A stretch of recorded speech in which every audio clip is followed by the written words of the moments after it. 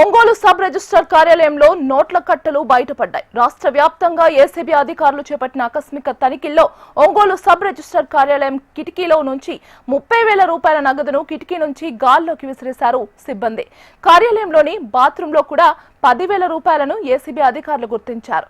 కార్యాలయంలోని సిబ్బంది దగ్గర కొంత లెక్కలోకి రాని నగదు దొరకడంతో అధికారులు సీజ్ చేశారు.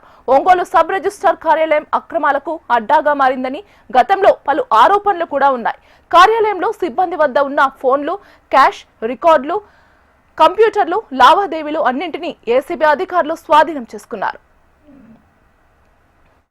నా పేరు బి రమేష్ బాబు, ఒంగోలు ఏసీబీ సిఐనండి.